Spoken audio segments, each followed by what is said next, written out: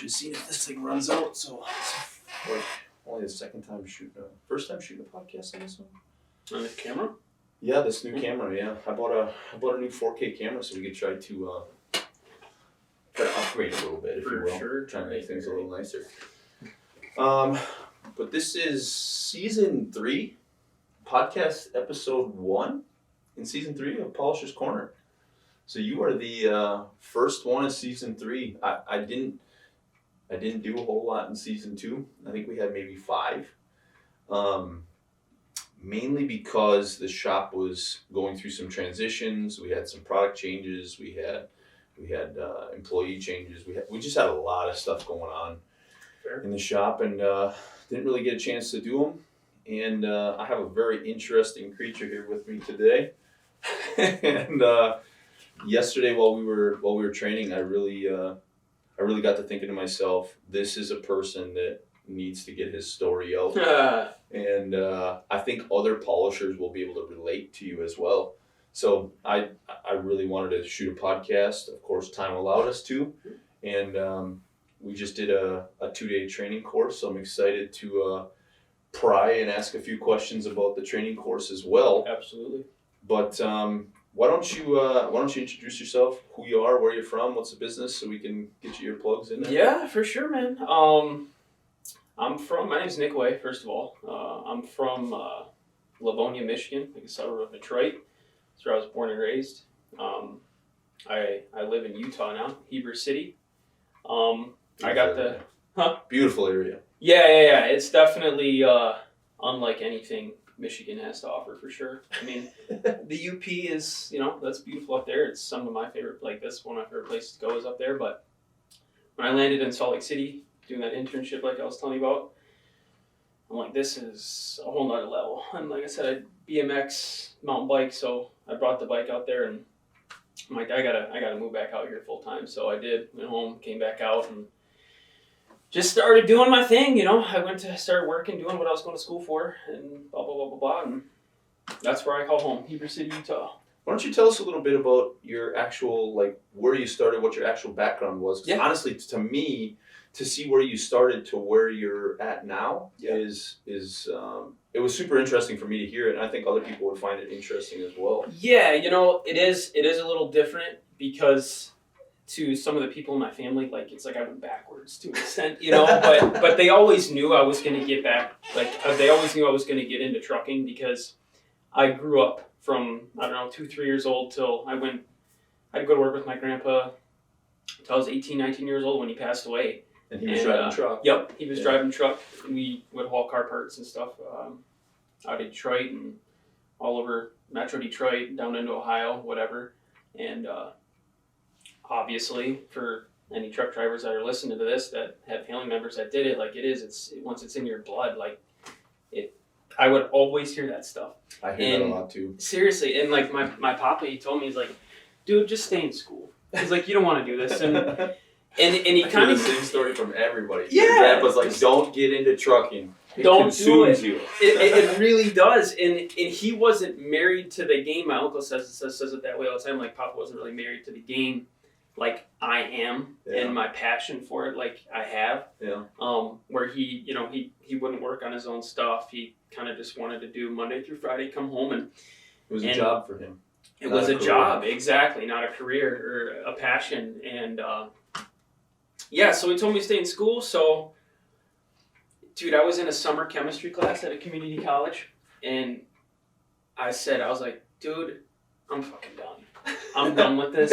I'm going to get my permit. I was like 20, 21, I don't know, 21, 20, whatever.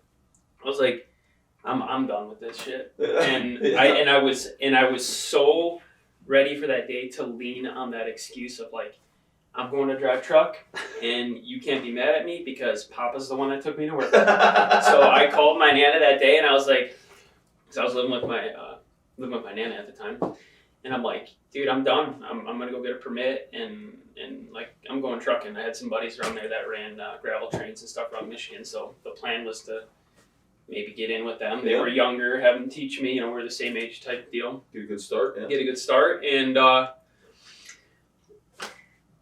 I went there thinking I knew everything about trucks, and I bombed that test like 3 times. And you can only take it 3 times, or you got to come back the next day. And then I get the manual, and like I was having to take time off of work. I was working in a we were building semi-trailers. I worked in like a fab shop that was building semi-trailers at the time. So I'd have to take a day off from work and go play at the DMV, which we all know that's like. It's so hard to do. Like, there's little to no patience going into those places because it's always a hard time. Yeah. Anyway, so yeah, there's throughout this whole time I'm also playing hockey. Played hockey my whole life. Sure. You look like a hockey guy. Thanks. I'm missing teeth and stuff. It's all right. But yeah, I long hair, the beanie everywhere we go. Right. And I don't know, but I played whatever my whole life, and I don't know, I was like, well, you know what? Maybe I will go back to school. And to be honest with you, I was partying at universities back then. Sure. So I was like, let's go to college. Like, that's a vacation. And I mean, it wasn't, because school wasn't easy for me, man. It really wasn't. And especially college, because there's just, you have that choice now of what you want to do with your free time. Right. You want to go to college and sit there in the class? Yeah. Or whatever. And, I had buddies out of high school that were making, fine money. They were doing fine, not going to school. Yeah. I was like, you know what? Let's go to college and see. And just even exploring what programs were out there. Like I said, I went for construction management, which wasn't far off of civil engineering. Sure. A couple math classes. Yeah. So it was really interesting to just be like, you know what? Although I'm not going into semis, I could go into machine. I can work around excavators and dozers and stuff like that, which I was always a huge fan of. So 100%. Still in the industry. Still in the industry, whatever. And I did. And then I went to Cal 4-year degree up at, I was up there 3 years. I finished the last year dual enrolled. So I moved home for that to finish quicker. But I was doing construction management stuff, working on jobs, whatever. And then that's what got me. I actually came out here to Verona, Wisconsin, did an internship out there. Went back home, did another semester, and then I went out to Salt Lake City, and that's why I did that whole thing. That's when I moved out there and started working in an office out there. And I love those people that I worked with. The office was cool. I was babied. Yeah. It was ideal. Especially thinking about some of the stress that owner-operators got to deal with now, and now I'm in that boat. Yeah. I'm in that category now. You are an owner-operator. Exactly, yeah. Owner-operator, and filling my weekends with polishing. Like, what the fuck am I doing? But it's a love for the deal. So, so pride in your ride. Exactly, the pride in the ride, and I was like, what am I doing in this office, man? And I was still riding a lot of BMX, mountain bikes, stuff like that. So, and I had buddies who built trail. So they were out building jumps and mountain bike trails and stuff like that, and best of both worlds, right? So I'm riding bikes and I'm in the machine. Yep.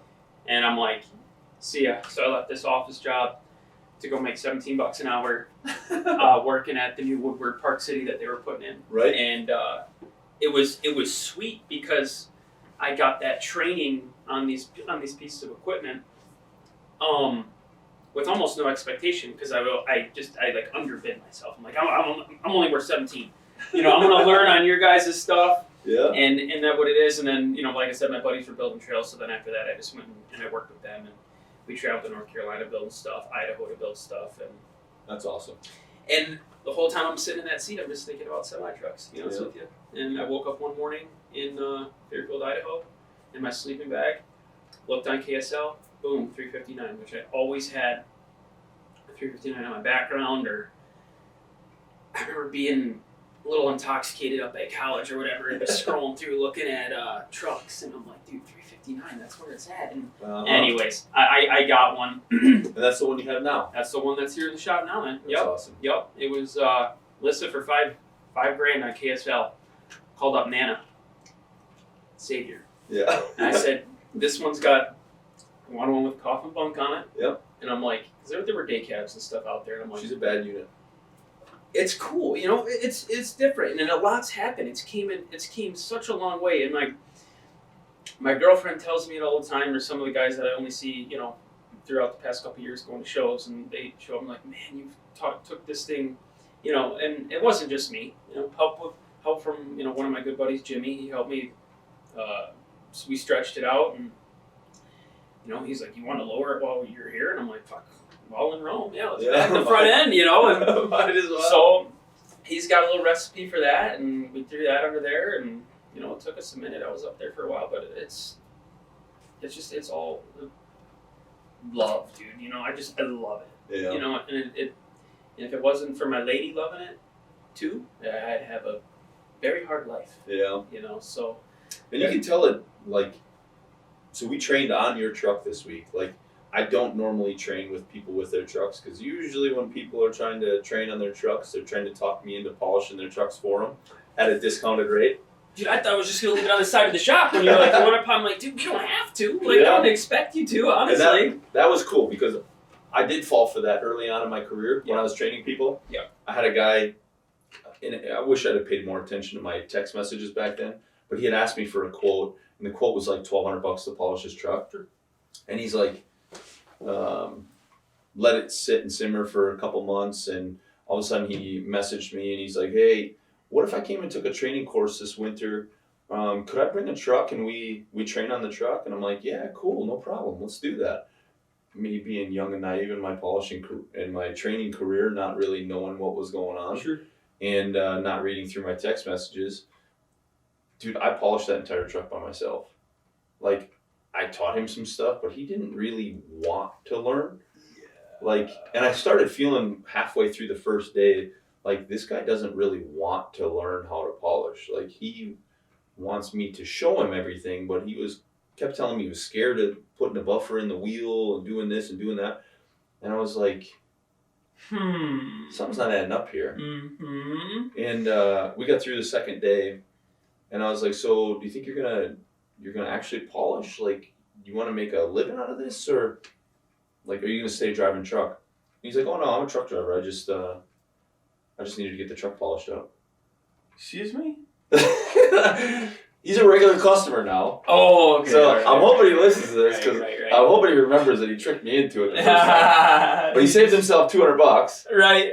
And had me walking around like an idiot for 2 days, thinking I was teaching a guy how to polish, and turned out I wasn't teaching him how to polish at all. Just, He like, just wanted to standing save there. $200. Right. I was like, dude, I could have got this thing done in like 4 hours. You could have been back on the road if you had just told me. Like, you didn't want to pay the $1,200, you wanted to pay $1,000. Right. Like, I'd have just, I hope people don't hear this, but I just knocked off the $200 back then and just done it. Right. And got $1,000 in a day instead of $1,202, you know? Exactly, like, right. It was so dumb.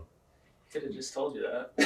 But yeah, and honestly, I'm not happy that your fuel gelled up and you were having issues when you pulled in, Dude. but it was kind of a happy convenience, because we actually got to work on your own truck, so that now when you go home, you're going to be experimenting on your own truck anyways. So it did work out really well that we got to learn a lot of the patterns and stuff on the truck that you're going to be polishing on a regular basis. Absolutely. And, there was a couple of things going through my head, like, when we did start working on my truck, and I'm watching you do your thing where,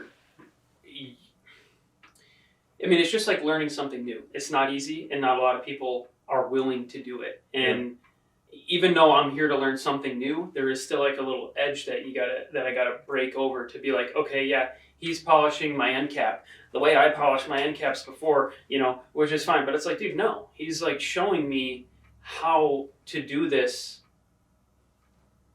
a way that's gonna look better, and it did. So it was, and I don't think I have any crazy bad habits. No, I didn't see anything that was that wasn't overcomable. Sure. I mean, when you first started polishing, when I said, show me what you do, I told you I wouldn't correct you, and then I lied, and I definitely corrected you. Yeah. For the better. Yeah. I do that a lot. Yeah. But when I watched you, I was like, I had you correct it. You went back to it for a half second, and then I just told you to put more pressure back on, and you went back to it again. And then when you got to the other side, you kind of caught yourself halfway, and you shook your head like you knew you did it. But after that, you didn't revert back to anything. So I don't feel like there was any bad habits there that you didn't overcome, and that is going to come back when you go home. Sure. So in those two, like where you stopped me, like to me, those are mental bullet points, man. Yeah. Those are just like on the drive wheel, which, like I wanted to do the wheel first and tell you like, man, some days I get really proud because I can just go through it, and it's just like what I see in the videos, just like bing, bing, bing, bing, bing. But now I will literally never forget how to keep that rouge outside of my lug nuts. Yeah. I really won't. I'll never forget that. No. Because and then that just ties right into like us doing end caps, and like you didn't just sit there and polish my truck. You just showed me a couple of things on each piece that we're working on. Lead you and then make you do it. Exactly. So yeah. I'm a firm believer on lead by example. Mm-hmm. And even if I show you something like that end cap on that tank, I made you recut it over the top of mine because I didn't want me on your truck when it leaves. As much as like I know you probably don't care, but I wanted you to be able to say on your drive home, that's you. But come on, man, you're supposed to do my driver's side stuff. All my driver's side stuff. I did a driver's side end cap, but I made you go over the top of it. Right. I don't do driver's side stuff. Like, I know it's your truck and you're going to get in and look at it every day. Like, I want you to look at that front wheel. I did the story he's getting at is, so there's probably been 15 guys through my shop that I've trained on their trucks, maybe 16, somewhere right around in there. And every one of them, when I train the front wheel, I polish the passenger side wheel. And everybody but him has managed to ask me, like, why didn't you do the driver's side wheel? And for me, you are driving that truck. You're going to get in and out of that driver's side every day. And I didn't want something I polished that I've done 50,000 steer wheels sitting there staring at you every day when you go to get in your truck. I want what you did to be right there every day when you get in the truck. And I only had one of those 15 guys was like, I wanted you to do my driver's side so that I could use it as motivation to push myself every day. And I was like, well, that's kind of cool. Like, I get that, but at the same time, I would rather have you walk to the passenger side. Yeah, right. Use it as motivation, because I don't want people to feel bad about it. Like, I've polished, like I said, probably 50,000 steer wheels at this point. Yeah. Like, I don't want people to feel bad comparing their 10 or 20 steer wheels to my 50,000 of experience. 50,000 is an over-exaggeration, but I don't know how many thousands of steer wheels I've done, but it's a lot. Yeah. And one thing I try to always tell people when we go through the training course is I don't want people to watch what I did and go, I'm never going to be able to do that. I have been doing this non-stop 5 to 7 days a week since 2005. Right. And I polished for 7 years before 2005. This is 24 years for me. So like, if you see something I do and it seems effortless, it should be. Absolutely. This is what I have strived for. It's what I have a passion for. Yep. And I've pushed as hard as I can to be as good as I can for a long time. Right. And I say in any trade, if you push hard enough and you want something bad enough, you're going to get good. You're going to get fast at what you do. Guys that frame houses, they know the shortcuts. If I was to frame a house, dude, it would take me 10 years to frame a house. Like, I don't know nothing about framing. Right. You could teach me how to frame, but I'm like, I smash every finger with a hammer. Like, I'm not going to survive as a framer. Like, I know what I'm good at and I'm going to stick with it. Yep. So I feel like, I hope when people watch this stuff, they try not to compare themselves too much. And I try to avoid letting people compare themselves. And it's not because I think I'm better. I just honestly don't want people to feel bad because they just don't have that much experience in it. Exactly. And everybody's on their own path, right? Where you're at is the best you knew. You know? Yeah, no, for real. And I mean, we don't need to go down that rabbit hole, but I mean, Facebook is something that I went into early on in polishing to just kind of get some advice. And up until, we'll just say, last summer when I'm polishing, I still go on there and look and see, I'm like, man, I don't know what the hell I'm doing, because what they're doing is just not real. Like it looks incredible, and I mean, that's a whole different thing of kind of just. And sometimes the pictures and videos they're posting aren't real either, Yeah. Sometimes they're edited, sometimes they're at a good angle, sometimes they turn the lights off. At a good angle, you know what I mean? Right? Exactly. Like, exactly. And hey, you know what? I got Snapchat, and I'm sending some buddies some stuff. of course I'm gonna juice it up a little bit. Yeah, You know, want I'll to take look it from the angle, and they'll be like, "Dang, man," and I'm like, "Yeah, you know, because I just spent however many minutes or how long on this one little area, and yeah, you got to be stoked on what you're putting out." 100%. Sure, so. You're always going to be your biggest hype man. Always. You got to hype yourself up because it motivates you and pushes you to keep going. Mm-hmm.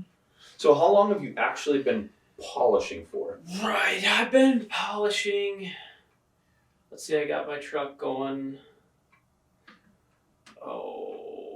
Since the beginning of 2021, I started like. Okay. So you're legit only like a year and a half in? Yeah, man. You got to be kidding me.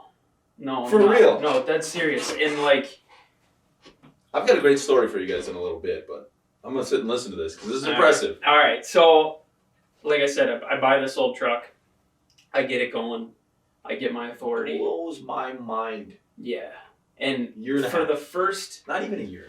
No, I'm coming up on 2 years. Coming up on 2 years, right? And I might, okay, I might have fluffed it up a little bit. It's probably a little bit less than that because it was fresh into winter when I first started getting rolling. Sure. So, I wasn't picking up a buff right away, but a grinder. You started with hand polish. I started with hand polish because I'm like, look, I got this old truck. I don't have the finances to make it cool right now. Sure. It's ready to go to work. I know that, and I'm fixing things as I go. But what I can do is at least rub my wheels. Sure. And my grill and stuff like that. And I was telling you about that, where I probably just hand rubbed on that thing for I don't know, several months. While it started to get warmer, and just hand rubbing it. And I did the same thing with my trailer too. There's nothing wrong with that. It did what I was looking for. Yeah. And then when I got to honestly, the first time I ever was like, I'm going to learn how to polish. Yeah. Was I dropped my boxes and I threw them in my backyard. Sure. And I'm like, I'm gonna teach myself how to do this deal. I want to actually do this myself. I'm like, yeah, this is like you said earlier. It's instant gratification. Yeah. If you know what's going on. That's the best part about polishing, and I think that's why so many people get addicted to it. Yeah. Is because I joke around about this, but like when you fight with your wife and you don't know why. Yeah. Or you fight with your girlfriend and you don't know why, Yeah. and she won't tell you why. Yeah. Like that stuff sits and eats at you. Oh yeah. But like polishing metal. Yeah. When it's wrong, you see it right in front of you right away that it's wrong. Yep. When it's right, it shows you that it's right. And there's a very like cut and dry start and stop point for if you don't know what to do with the metal, you can just start from the beginning and work your way back to the end again. Sure. And it's a very easy pattern. With my wife, I don't have that same pattern. No, every time's different. Yeah, that doesn't work. Right, every time is different. It's weird how that one works. Uh-huh. Yeah, and flowers and chocolate don't always work. No, they definitely don't. And oh my gosh, I just had a good. Oh man, I can't remember what the heck I was gonna say. The instant gratification. Oh, the instant gratification, right? So that multiplies by 1,000,000 for me when it has to do with semis, because I just came from this huge background of, like I said, growing up in a truck and always wanting to make. And all my toy trucks, I was always modifying and putting stacks and this and stuff over there. So, sure. So to be able to make my truck now, that I've literally been dreaming about driving a semi truck for, 24 years, before I finally got in and I, started, and my grandpa let me drive a couple times. Anyways, that's a whole different deal. But yeah, the gratification gets multiplied by 1,000,000 times for me because of it's my truck. I'm making my truck look cool. Yeah. And then now I'm like, well, I can make other people's trucks look cool. Yeah. So, dude, your YouTube videos, man, and a lot of it for seeing it done, and that's why I was out here to get more. We can go into that later if you want, but the science part of it of why I'm even here. 100%. But just going out there and just doing it and trying it and being motivated to just be, you know what? Like I said, this truck doesn't look that pretty, but I can at least make my aluminum on point. Yeah. So. Dude, your truck is pretty. Like even though the paint's faded, it's an old school cool 359 coffin sleeper. Stretched out. Yep. Laid on the ground. Like right. It's a cool one set. pipe It's The got single one pipe pipe. setup. It's Hey, I dig it. I dig the single pipe. Dude, setup. I grew up. All my It's old papa's, school. Yeah, it's old school. All my papa's trucks had one pipe, and I always gave him shit. Not Papa. everybody's gonna get it, No, but the people you're that do absolutely get it, right. the people that do get it, those are the people that you're gonna gravitate with. Dude. The people that do get it, I still talk to this day. Yeah. You know what I mean? Like the Right. people that are all about it are my friends. Yeah. You know, because we're like-minded. They have cool stuff. 100%. You know, so 100%. Not all 359s had twin stacks. Not all of them. nope, that thing didn't even have a boost gauge in it when I got it. Right. Like I mean, the dash just It didn't need it. didn't have it. Yeah, right. They didn't need it. They didn't care. Nope. Just Nope. run it. That thing was. It was a moneymaker. Exactly. Right. It was as bone stock from the Paint factory didn't as it make could be. money. Fancy paint didn't make money. Stretched out didn't make money. Laid on the ground didn't make money. Right. You And know? it still doesn't. In this current economy, you know? Yeah, right.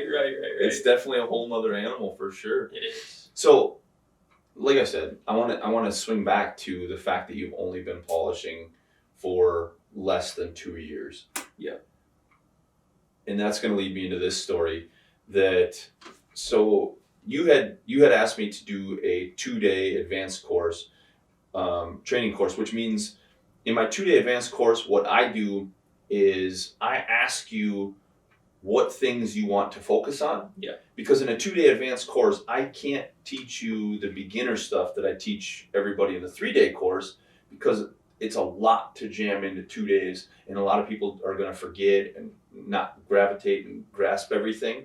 And I want everybody to be able to grasp everything. Because if you're doing a 2-day course and you're trying to mash in a beginner course into 2 days, it's a lot of information in 2 days, and people get sore, they get fatigued, they get tired. And if you're fatigued, you're not polishing right, you're bunching up your shoulders and you're learning bad habits. I don't want people to get bad habits. Honestly, I start my beginner training at 8 a.m. And a lot of times we're done by like noon, 1 or 2, because as soon as people start getting fatigued, I cut it off. Sure. Because I don't want to build bad habits. I want people to go home having the right information and not going home with bad habits that they have to break on their own. I'd rather have them have good habits here and take the good habits home. Sure. And create bad habits themselves at home. Right. But you came in with the 2-day course, and I had asked you, like, what exactly did you want to accomplish in 2 days? And your answer was you wanted to learn the science side. Science, I wanted to level up, Yep. and I wanted to know why. And it blows me some away things. even more that you are only not even 2 years in and you're interested in the science side. Because the science side it geeked me out for a minute, because the science side is seriously what set me apart early on in my career. Yeah. Was stumbling across my buddy he was a metallurgist. He's now become my friend. Him and I become rather close because we both enjoy the same kind of things. Yeah. But honestly, that side of science is what helped me separate myself from, I don't want to say I'm different than everybody else, but it gave me a better understanding to start being able to push myself outside of the box of what I consider normal polishing. Oh, for sure. I mean, you were able to get some ideas in your head answered to an extent. You know, 100%. concepts. Yeah. You were able to pick up on some. A lot of nuances that Yeah. I would have never figured out had I not had a microscope sitting in front of me and a guy to explain it. Yep. Like, I just didn't Yeah, understand all that stuff. Right. You know, Right. like seriously, the first time him and I had a real conversation, I felt like he was speaking German. Like, I know some German because that's where our family came from. My great grandma, we spent a lot of time with her growing up, and her and all of our great aunts and uncles, they all spoke German, so we couldn't understand that they were cursing at each other. So we didn't know German, but we were around it enough that we kind of understood it. And I felt that same feeling when I was talking to him. Like, I didn't exactly understand what he was saying all the time. Yeah. But I felt like I was understanding it enough that I could kind of pick and choose and wrap everything together into making sense. Right. So it was a lot of fun. So when you had brought that up, that you wanted to understand the science side, that's the kind of stuff that turns me on. Like, Yeah, you were like, oh, I'm excited now. And I'm like, oh, what did I do?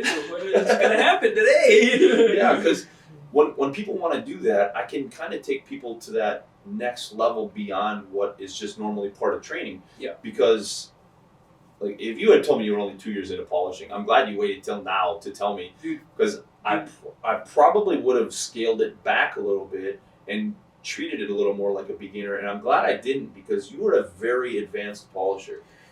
And we're sitting here talking. I'm like, dude, you want to be honest? The first truck I ever polished for somebody was at the beginning of last year. Really? Yeah.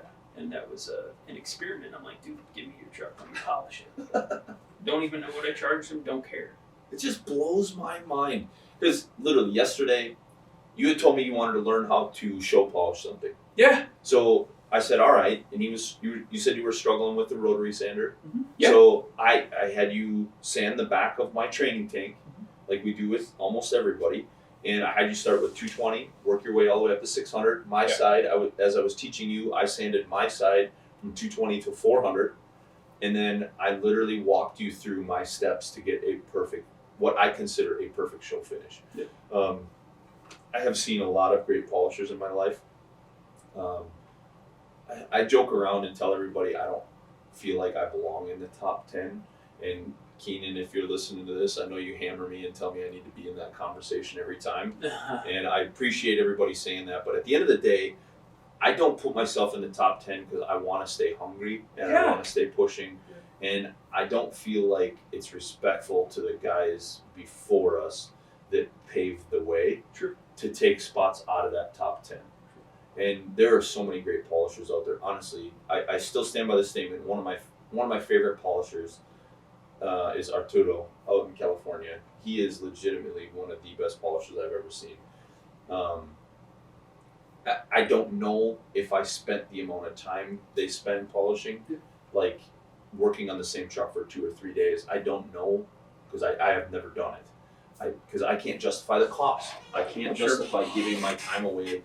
So I don't know if I can achieve the same things they can achieve. Right. I need to just do it on my own stuff some winter when I'm just slacking and not doing anything, and just spend some time and see what I can achieve on my own stuff, just to kind of start rating myself, I guess. Sure. But honestly, I don't want to do that either, for what it's worth. But what I consider to be the best show polish I have personally achieved myself, I was able to get you to replicate it yesterday. And to me, that's exciting, because a pattern I personally developed, not something I learned from somebody or watched somebody else do, or a process I know anybody else is doing. I literally showed you how to do it, and you achieved it. And today we looked at it, and the hash marks were so minimal. Yeah. So minimal. I mean, it's a perfect mirror. Yeah. Other than some light hash from the wax. I washed it today, wiped it, it didn't scratch. Yeah. That's amazing, because it is like smooth, and I mean the uniformity of the hash too. That it's dead even. That's a whole different level to me. So the fact that you were able to achieve that in a year, pisses me off. Well, I mean, okay. Well, dude, your YouTube channel, okay? So, he tries to tell me, nobody watches this shit. And it's like, well, I did. And that's the reason I'm here, because I took that advice and I freaking ran with it. And, dude, my best friend Nick, his name's Nick as well, he lives out in Utah. He moved out to Utah and was like, I want to be a welder. Yeah. And we lived in the same house. And I shit you not, I'd come home from work. He'd be watching YouTube on how to weld. On how to weld? How to weld. Goes to the community college, gets in a welding class, top of the fucking class. Yeah. Like, he could have taught it. Now he's a TIG welder. He welds turbos. Dude, that's awesome. And he kills it. Seriously, YouTube, I still feel YouTube is an underrated resource. Absolutely. It is.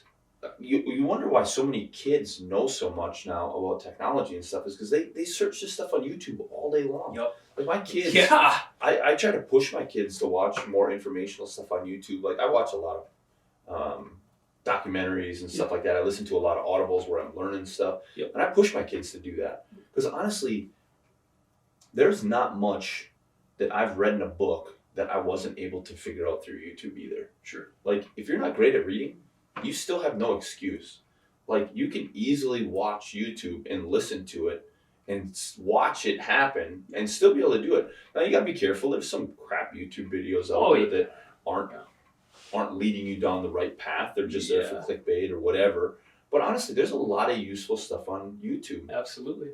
And honestly, I don't think YouTube's going anywhere anytime soon. I feel like YouTube has solidified itself as the how-to warehouse. And if you can't find out how to do what you're doing, I don't care if you're assembling anything. You search assembling a drum set, it will show you it's on there. Exactly that brand. Right. Like there's so many specific videos for what you're looking for. Right. And I mean, like, you know, don't get me wrong. You can't just watch his polishing videos and be like, okay. And I mean, dude, it took me multiple trucks, my truck, practicing, like you said, trying to just make it work, right? And watching your technique, watching overlap and blah blah blah blah blah. So like, I sat there and I'd be eating dinner, and my lady and the kid are sitting there. You know, they're sitting in the other room because they don't want to watch polishing videos. Right. And I remember a couple times too, because it's like, I got the volume up on that, so it's just quiet, and I'm just sitting there eating, listening to, and I'm like, they probably think I'm so crazy, you know, and I watched it, and then, you know, taking what you watch, and I mean, I have a notebook with some notes and stuff like that, and I have like a dry erase board in my shop, like with notes and stuff, and then, you know, just putting your hand on the grinder and going to it and actually doing it, whether or not it's on somebody else's stuff, which it wasn't at first because it shouldn't. Well, at least not for money. It shouldn't be. Like, honestly, the only way you're ever going to get experience is just to do it. Exactly. You just got to get out there and do it. And luckily, I had a truck to practice on. Yeah. So. Yeah. It's definitely more convenient that way if you can work on your own stuff, and if something goes wrong, you don't have to feel bad or owe somebody something. Exactly. It's like, I didn't have that. I just had to do it. Exactly. Right. And honestly, my first year, I've said this in the podcast a number of times, my first year, all I did was hand polish because I was afraid the grinders were going to mess stuff up, and I didn't want to be wrecking stuff. Like, I used Blue Magic metal polish. That stuff is like ammonia based. If you don't do it in a well-ventilated area, I'm telling you, you're going to die. Oh, boy. Like, I'm pretty sure you're going to die. And honestly, that's where I started. My wife and I, we just sat and scrubbed everything with Blue Magic. Eyes are watering, no respirator, nothing, just scrubbing this stuff in people's shops thinking we were going to die in there sooner or later. But we were making money, you know? Yeah. And that's just where we started. And then picked up a grinder and was like, got to figure this out. Can't spend all day on one truck and figure out how to make money. I'm gonna die. Sure. I'm just going to die. It's not going to happen. So we finally figured it out and just made it work. But it was good stuff. Yeah, and when you did pick up that grinder, I mean, all the way up until now, and then I mean, from now it's really I can go higher with what I know and what I now know. But now I'm interested to watch you go home. Sure. I'm always interested to watch everybody that comes here and trains. Both the 2-day and the 3-day courses. The 3-day courses, the beginner stuff, like, I enjoy those a lot too, but at the same time it's different because those kids or those adults, whichever it is, I'm teaching them the basics. Yeah. And I'm giving them a solid foot ground to start on. Sure. Everything else from then on, I tell them, is going home and doing repetition. So I will teach you as much as I physically can. Yeah. But at the end of the day, you have to take that home and replicate it over and over and over again. Yeah. Now, my 2-day courses, those guys are coming in already polishers. Most of them are. I've had a few guys that were pretty cocky and thought, I'll just get all the beginner stuff done in 2 days. And a lot of times they don't, or they do, and they stay polishers for a few years, and then they fall off, and they go back to trucking, or they go back to working in a factory or something. Right. But to me, it's interesting to watch the guys that come in for the 2-day advanced courses go home and see where they perform at when they go home, and it's just them at their shop. Exactly. Like, I seriously, I get a good feeling when people leave if they're going to do well or if they're not going to do well. Like, if they're going to struggle some more when they get home before they finally get it. And, like, you soaked in every bit of information I gave you, and today you just put it to work. We made some few minor adjustments. Sure. But honestly, those are technique adjustments, and those you're gonna continually make for the rest of your career. Like I'm 24 years in and still making technique adjustments year to year. Sometimes the metal changes, sometimes the size of stuff changes, sometimes the tank's square instead of round, and you got to change your pattern a little bit, or the grills change to now no trim ring on them, whereas before they had trim rings. Right? Your pattern and technique, all that stuff's going to continually change and evolve, and as long as you're continually learning and pushing yourself, you're not going to run into any issues. It's always just you're going to bump into something, you're going to hit that wall, you're going to develop your own way to get around it, and it's just going to work out. And I can tell you're one of those guys that really soaked everything in, and now I'm interested to watch you go home and what you do with it. For sure. And I feel like the reason why I soaked so much of it in is because I didn't come here with any expectations. And I just left it as an old. That's one of the first times somebody's told me that, and I guess I don't really ask that question very often to people, like, what was your expectation coming in here and how do you feel leaving? And I'm definitely going to start adding that to my class, is at the end of each day asking people like how they felt the day went, and are we accomplishing what they wanted to accomplish? Yeah. Because that's it. I never really thought that through before, like you said it today. Yeah, like I said, I had a lot of people asking me, what do you think Evan's going to be like? He seems like a good dude. He you think he's going to, and what do you think you guys are going to do? What are you guys going to do? I'm like, dude, I don't know. I honestly don't know, because I feel like I can, and this is just me personally thinking, I feel like I can wrap that into, like, where you're like, dude, you're a pretty good polisher, and I'm like, I didn't know where I stood, and I still, I'm not standing anywhere. I'm just going to take it, and I'm going to keep going, and I'm going to keep going.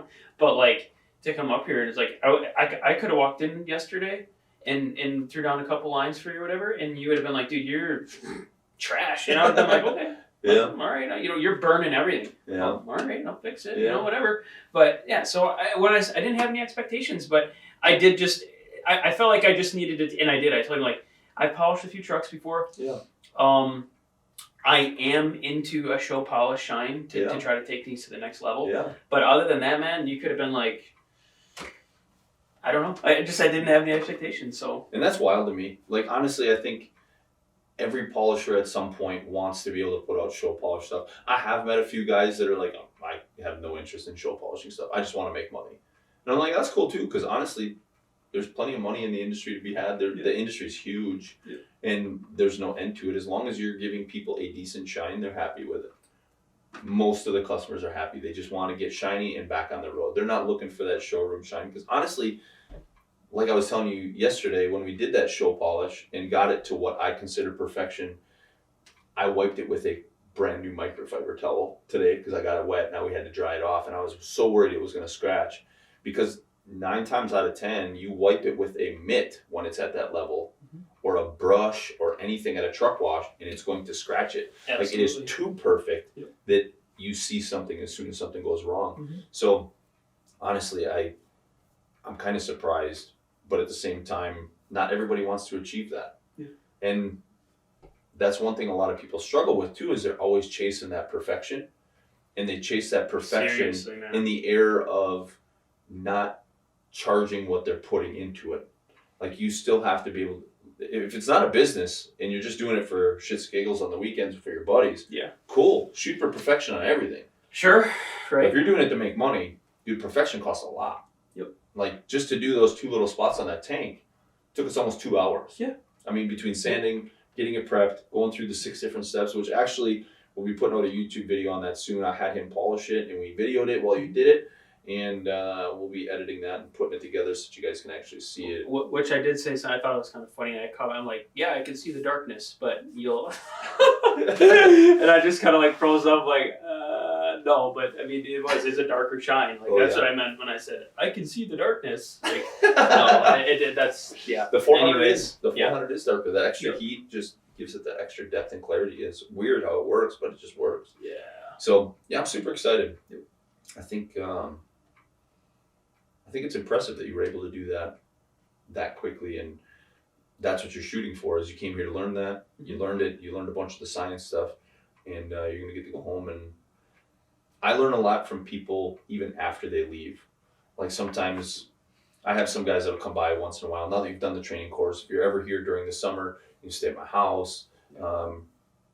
Park your truck at the shop here. You want to work with me for a couple of days? You're Dude, more than welcome. I'll be back, man. You're more than I'll be welcome to back. grab a grinder and work on some of the trucks we're working on. 100%. And guys will come in and do refreshers like that. And for me, it's great to see you guys come back because it means that you had a good time when you were here and you wanted to come back. Yeah. But at the same time, it's cool to see you guys evolve as you move on too. Sure. Because taking it home and doing it is the next battle. And I love watching that stuff happen because I know somebody like yourself that leaves, I know you're killing it right now. And I just pray that when you get home, you kill it just as good when you get home. Dude, when I get home, I'm going to have to set, because it's freezing where I live right now. Right. And I'm going to set some, because like I'm already, some of the things that you critique me on, especially up on the steer, of keeping that rouge line outside of the lugs. Yep. Dude, that was something that I have looked at since I picked up a grinder that I did not like. Yeah. And now I know why that I can see that on wheels. And now you know how to fix it. And now I know how to fix it. So like I was sending mental bullet points where you're like, that's wrong. And I'm like, okay, ching, that's one that I'm going to go home and I'm just going to practice it. And it wasn't wrong. It was just incomplete. It was incomplete. It wasn't wrong because I made it go away. Right. But I now know that, that's why I could see that and I couldn't stand seeing that. Yeah. On wheels. It was one thing that pet peeved me for a long time too. Like I used to do the same thing. I always cut on the left side, always push the rouge in towards the lug nuts. And then even when I switched over to the left side and I changed my hand position, because I used to hold by the head. Sure. And then when I switched over to my hand position, I leaned it in because it was more comfortable riding along the tops of the lug nuts like that. And I was like, God, that rouge line just drove me crazy. I'm like, if I just turn this out a little bit, I wonder what happened. And I literally was just, I want to say it was the year I bought my cab over and I was working on my own truck. I pulled my truck in and was practicing on it. And I just was like, I'm going to polish this front wheel until that goes away. And I literally polished it, acidized it, polished it, acidized it, polished it, acidized it. And I just kept changing my pattern until all of a sudden it just it clicked. Just moving that out, that 5-10 degree angle was enough for the rouge to go away. And I was like, whoa, wait, what did I just do? And I remember the buffer just sitting there and the wheel just kept spinning. And I sat there for a minute dry buffing it because I was like, what am I doing right now that's so different than I wasn't doing before? Right. And I remember I just held the buffer there and I'm focusing on it, mentally processing, what is physically happening right now that I wasn't doing before. And I tipped my buff back, that 5 degrees back, and it pushed the rouge in, and I tipped it back, and it pulled the rouge out. And I was like, oh my God. Okay. Right?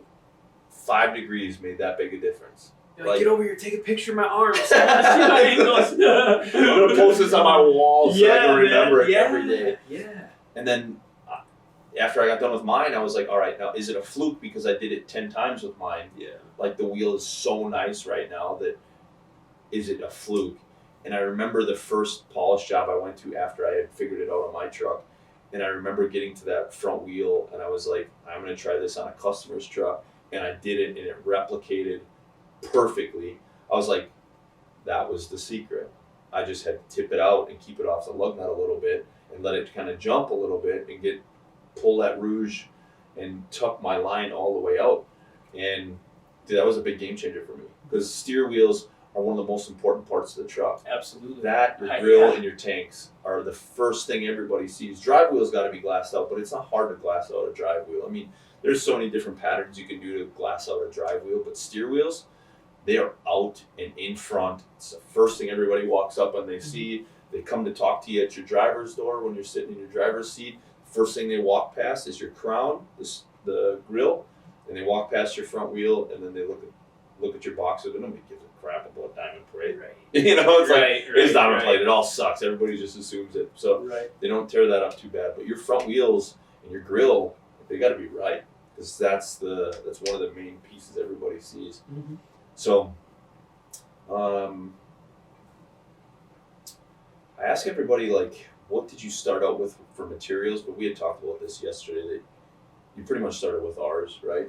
Actually, dude, upon like ordering parts for trucks, Four State throws it right in your face.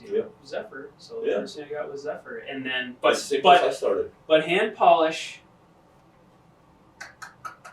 I don't think I quite made it through a full bottle of Zephyr hand polish. Yeah. And then I bought Time to Shine, and then the Lumi. Yep. And then but as far as the buffs, it was that Joker wheel, and I don't know if it was an orange buff for them or whatever. The quick cut, the orange yellow probably. Quick cut, yep. Yep. And dude, I honestly wish, knowing what I know now, and knowing you, I wish you would have just like showed up and seen what I had going on. Yeah. Because I was doing diamond plate again, like, and I mean, I see, go this way, and then go that way, and then this way, and I don't know what the hell I was going on, but I was like, my neighbors thought because I'm outside in the backyard and dirty as all hell, and I just wasn't educated back then. So I started. And honestly, I started in the same place. Yeah. I started with Zephyr and Keystone.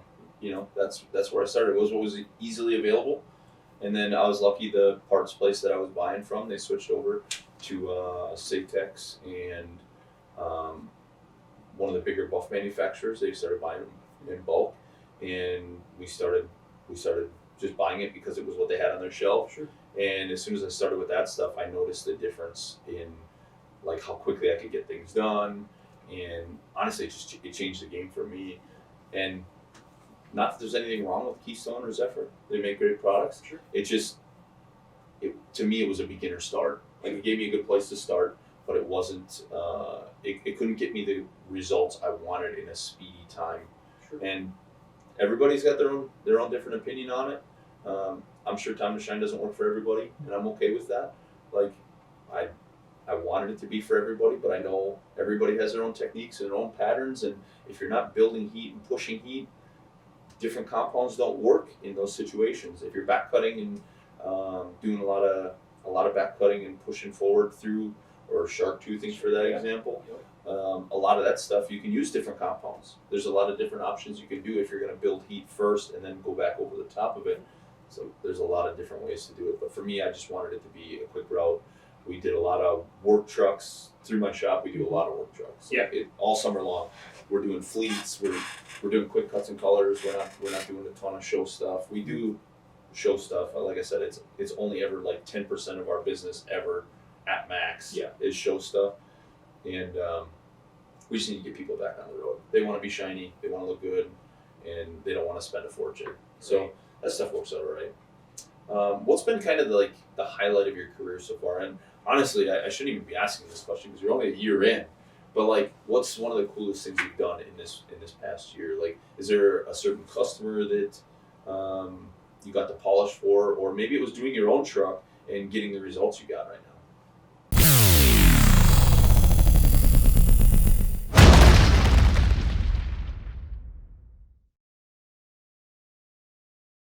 So, the highlight of my career, honestly, I think it was the third truck that I polished for somebody else. And like, kind of going back to what you're saying about your wife helping you early on. Yeah. My girlfriend, Manny, she's the bomb. She supports me through everything. She is right there with me polishing. It's a cool feeling, ain't it? Dude, it is, because she's not, humping me from inside the house. Where is she in here? She's literally helping me out. And then what's even cooler is Rose, her 7-year-old daughter, will wipe down freaking lug nut covers for us. That's awesome. And stuff. So, anyways, it was like the third truck I did. Manny and I killed this one.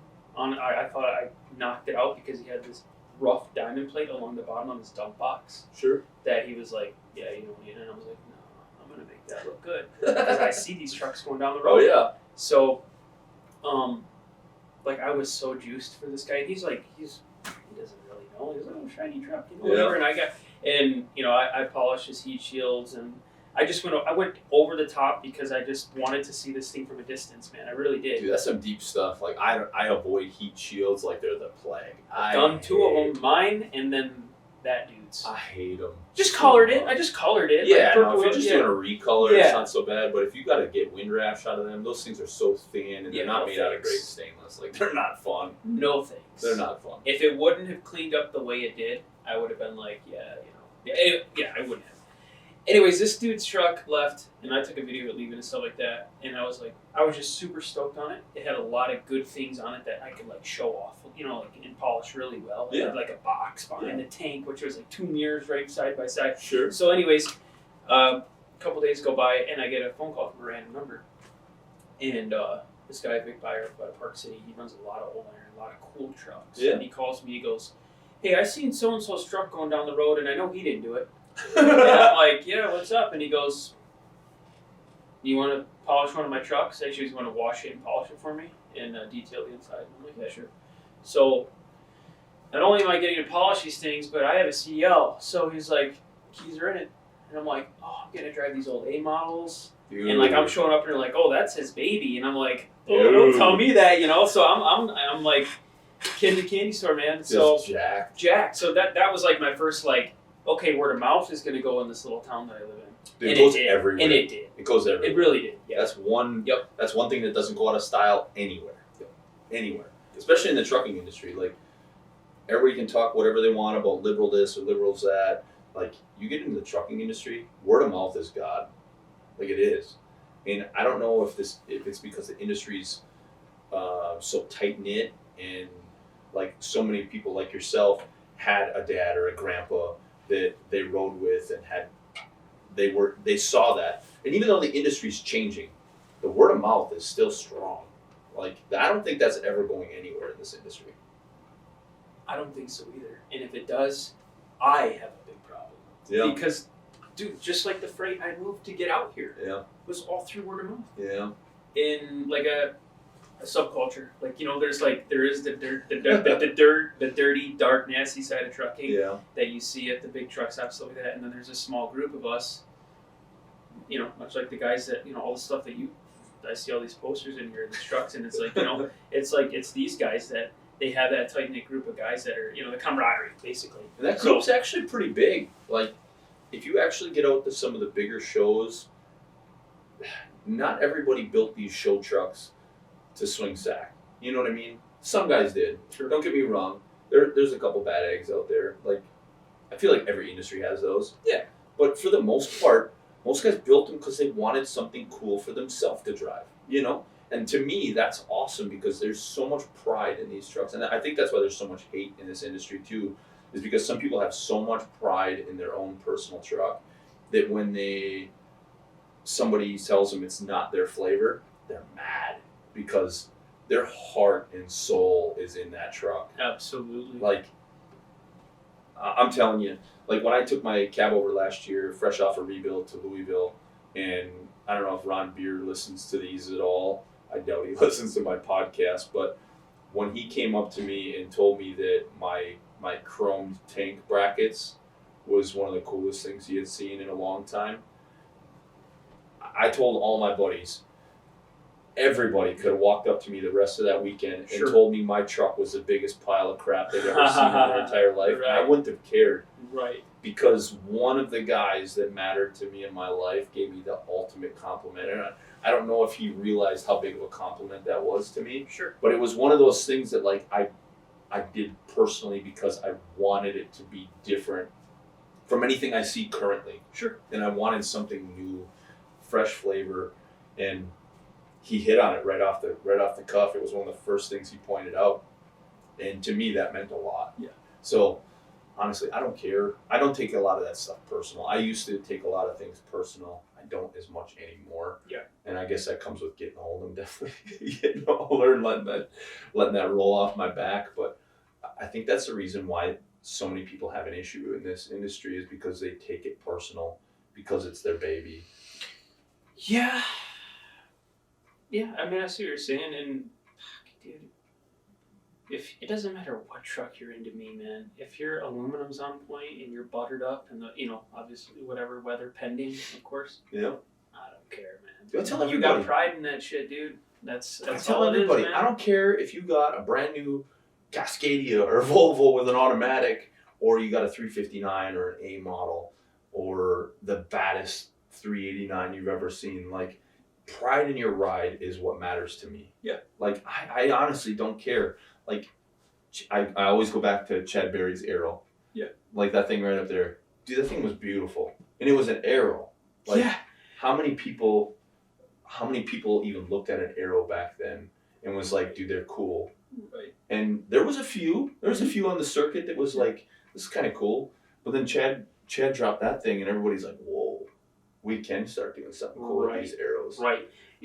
Personally, for me, like, I base stuff on like, well, did that break my neck going down the road? Right. And honestly, one thing that like will get me up out of my seat and break my neck is a truck that you wouldn't normally see. Yeah. Pressed out. Yeah. And buttered up. So to see like a fleet truck, like, dude, everyone thinks In-N-Out trucks are, the coolest thing in the world. And they really are. Like, dude, a fleet truck that on point, like, that's freaking sweet. 100%. And I don't know. I mean, there's some stuff floating around Salt Lake that, some guys that are fleet drivers that just take it to the next level, and that is because that's all you see nowadays to an extent. Yeah. So to see something like that buttered up and somebody put a little bit of time into it, man, that's awesome. Here in Wisconsin, we're super lucky. I refer to Nelson Truck Lines just north of here. Yeah. He's got a really nice fleet, and he's got a really good group of drivers. A lot of those guys are juicing their tires, wiping down interiors. Mm-hmm. Some of those guys go to shows. Like, sure. He's got nice trucks, and the guys take care of them, and they're fleet trucks. Like, they've got some stainless on them. Most of them are Peterbilts, and there's a few, I think, Freightliners mixed in there. But honestly, even those guys are juicing tires. Mm-hmm. And I don't know. I don't care if you're a fleet truck or an owner op that's got one truck. Like, if you're doing that stuff, you got my respect. Exactly, man. Exactly. Yep. So, what's been the most interesting thing you've polished so far? Most interesting. I say my buddy Jimmy Johnson's truck. I mean, everyone knows that truck, the duck truck. Yeah. And I went up there and I polished it for him, and that was, that's a truck that a lot of people look at. And unfortunately, he wasn't able to make the big iron last year, but he was supposed to. And I polished it, and I polished his trailer wheels, and I polished his trailer boxes. That was a good one. Were you worried, knowing that so many people know who he is? Were you worried when you were getting ready to polish it? Wheels, no. Tanks, no. Trailer boxes, yes, because I didn't sand long enough. And really? I didn't like what came out on the other end. And I blitzed up to View, Montana to just knock it out in the weekend. And, because I'll tell you, my guys will tell you, at Louisville on Saturday, Trophy Day, I am a wreck. Like, I'm not nervous. I'm not nervous for myself, because honestly, I do the best I can, and that's all I can do. Like, I know what I'm trying to put out, so I do what I can. But I'm a nervous wreck because I want all my guys to do well. Yep. Like, and if they don't do well, I worry, like, what do they think about me if that happens? 100% understandable. I mean, dude, look at the stuff that you're polishing. Yeah. Honestly, I'm blessed with the trucks we get. Like, that next level shit, man. Yeah. It really is. And like Jimmy's truck, his truck is on its own level, is on his own playing field. 100%. It really is. And working that thing every day through the snow and salt. Exactly. It's a grit. It's an old piece of iron. Mm-hmm. And, even like Don Wood. Yeah. I dug his truck when he rebuilt it when it was still a day cab. I thought it was super cool. And he had a regular polisher. So I never asked him to do work for him. Sure. I just don't. I don't do cold calls anymore. I don't chase anybody. I'll hang out with people and talk with them and stuff. But like, I don't physically like ask somebody to let me polish their trucks and stuff, because I feel like it puts too much pressure on the situation and it gives them too much control. And I want people to come to us because we have the reputation or because they want us to do work for them. I don't want them to come to me because I begged them to. Right. I don't want to be that guy. And Don was one of those guys. He had a regular polisher, and he approached me, said he was building a really cool truck, and he was going to make a run at Louisville, and he wanted to know if I could be on board with him. Yep. And I was like, dude, like, yeah, absolutely. I would love to be a part of that. But I said, you have a good polisher, use your guy. Don't use me just because it's the name. Sure. Like, I don't want that to be the case. He goes, no, I just want you to be a part of it because I think you're a great guy, and I want you to have a part in it. I'm like, all right, cool. And he started bringing me parts, and we didn't perform. Like, he brought me some wheels, and they were rough. I mean, they were rough, and I was like, I am not a good enough polisher to fix this for a show truck. I was gonna say, what was he looking to get out of them? Yeah, so like they were like show? they were his old show wheels, and he was putting them on Paris. You know, he was gonna take her to Louisville with it, and I'm like, dude, I can give you the best I can, but honestly, like, these aren't gonna cut it. And when he came picked them up, he's like, yeah, you're right, these aren't gonna cut it. And that was like crushing because it was like, I wanted to sand those things down and mac them out, but I knew I was gonna wreck those rims. Like, the pits were deep, the inners were rough. That's like, that line that we were talking about the other day. Yeah. You know? Yeah. So he ended up buying some new wheels, and of course the new wheels aren't good enough out of the box either, so we still had to sand them down and polish them out. And at least he brought them back. I thought you were saying like, oh no, he's going somewhere else, and then no. So that was my worry. Is right. You know, I didn't know him well enough to have that conversation of like, you know, if you buy some new wheels, I'll mac them out for you. I can make them look like chrome. Right. But I didn't know him well enough to have that conversation with him, and I was grateful that he did buy some new wheels and contacted me like a couple weeks later. He's like, listen, I bought some new wheels. I'm gonna bring them down. They don't look good enough for what I want. If I bring you these new wheels, can you make them look like I want? And I said, 100%. I will give you 200%. And he goes, I'm just asking for 100%. He goes, every person that is a part of this truck build, I asked for 100%, and everybody has overperformed and given me 120% or better. And Nick down at Amcan, he gave him 200%. And I was like, if Nick's building this thing and they're giving 200%, I gotta give 200%. Right. So like we did literally everything we could to make sure those wheels were glass. Like, we wanted them perfect, and then COVID hit, and Louisville didn't even happen that year. Right. And he had to run it around to the shows for a year, and we had to repolish it the following year for Louisville again and mac everything out. And he had run to Cali, and all those stainless plates in front of his fenders were just sandblasted from going through the desert out to Cali. So I had to shave all them back down and repolish them back out. Like, that truck's been a battle for us. But right. Nonetheless, it was one of those things that, like, even through a crappy situation where I couldn't perform where I should have been on those wheels, Don stuck with us. And now, honestly, if Don called me and told me he was stranded in Illinois, like, I would hop in my truck and drive down and pick him up, get him some parts, whatever he needed. Right. I'm sure he's got other friends in that area, but nonetheless, if it was ever in that situation and he called me, he needed somebody to come get him or go get a driver or whatever. And last year he won Best of Show in Louisville in his class, the big boy show class, combo class. And as a thank you, he hauled my cab over down to Wildwood, which fulfilled one of my dreams of getting my own cab over down to Wildwood. Yep.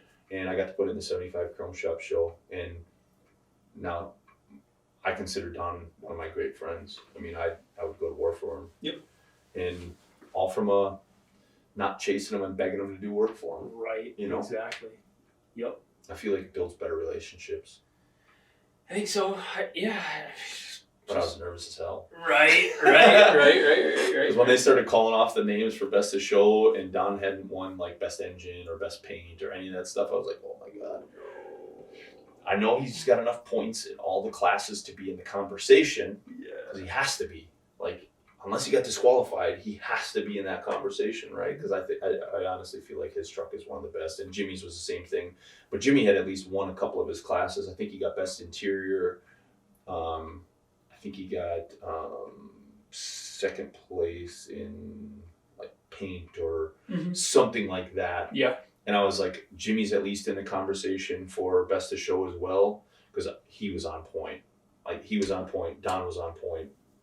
It had rained that entire day before. We wiped everybody 7 times because it kept raining. Wasn't it cold too? It was cold. It was cold. It was cold and rainy. Yeah. And we were wiping in the rain to make sure that the water didn't spot. And what was going through your head when like you see when that weather came in like that? And you're like, dude, year before, like, what the Louisville before that, the last one before COVID, it snowed the night. Oh, before. boy. You know, I heard about that. It snowed the night before. Yeah, I heard about that. we got up at 4:00 in the morning. So I'm like, boys, we can't wipe in the snow. And once it started snowing, I was like, we just gotta do whatever.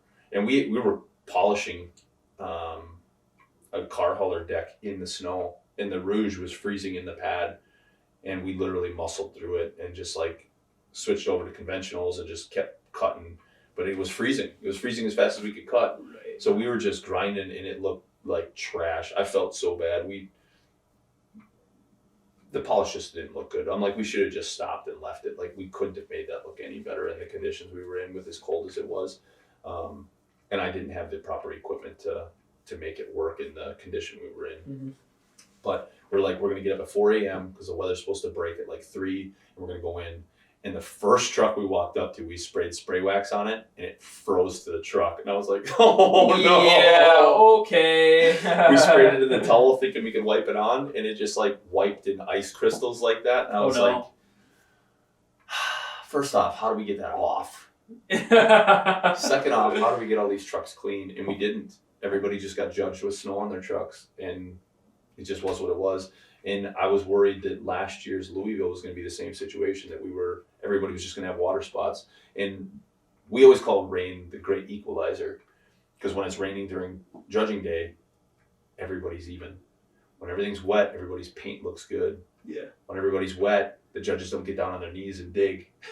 They leave it alone. Right. You know, so like, right. now it's just judged on what your truck looks like standing back at it 10 feet. And we're lucky we get to line up with a lot of the guys that are building cool stuff, and a lot of the guys that are, working on cool stuff and driving cool stuff that they've been driving for a while, and whatever the case is. But we're lucky on those days too, because those guys are already known. But yeah, I was nervous. Don's name hadn't got called for anything. Jimmy had won a couple awards. Vandersweg, they had won a couple awards. And then all of a sudden they start rattling off the best of shows, and it's 1 class, 2 class, 3 class, 4 class, 5 of the classes, best of shows. There was only 6 classes. We won 5 out of the 6 best of shows last year. And Chad Foss, we had no idea he was in the running either. Like, we knew he was going to be in the conversation, but we weren't sure he was going to get it. He got it. Dude, I was so stoked. I was yelling so hard, I lost my voice. And I walked up and gave, after trophy ceremony, I walked up and gave Don Wood a hug. I always congratulate all my guys, right? Yeah. And then I have them come by the booth because I want to take pictures with the trophies in our booth to, post up thank yous after. Yep. And I walked up and gave Don a hug, and he like picked me up off the ground. He was so stoked to have won it.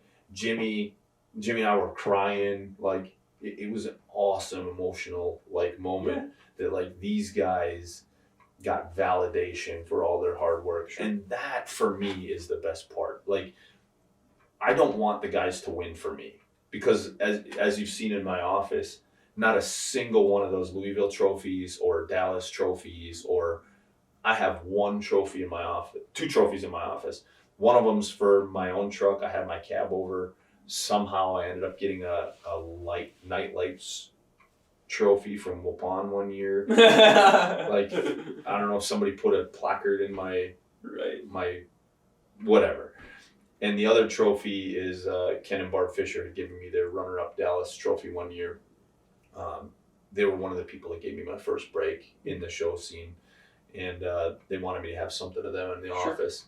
And that's the only trophy. I don't have a single Louisville trophy in here. I don't have a single Dallas trophy in here. We had won a lot of best of shows at both of those, and both of them were white glove events, And so I don't win them for myself. Like, I don't need the bragging rights. I'm not a big bragger. Like, it's cool that we've won those things. Yeah. I'm more stoked for Jimmy. Yeah. Because that trophy is going to sit in his office for the rest of his life, and he's going to remember that week that he shut everything down and cleaned his tail off to get that trophy. Right. And we got to be a small part of that. Absolutely.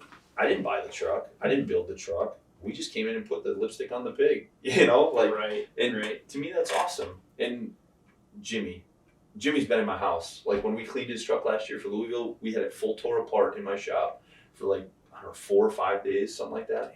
And he was underneath there degreasing and cleaning while I was running wheels, And when we got done running wheels, we put it all back together and drove it down there in a snowstorm. He went home and cleaned even more when he got home. Like, we had it pretty clean when he left here, but he got home and degreased it and cleaned it even more when he got home. So like, he stayed at my house the whole time he was here. And how many people can say that, you know, a legend like Jimmy got to stay at their house? Right, right. Dude, that side of things is, I mean, it is.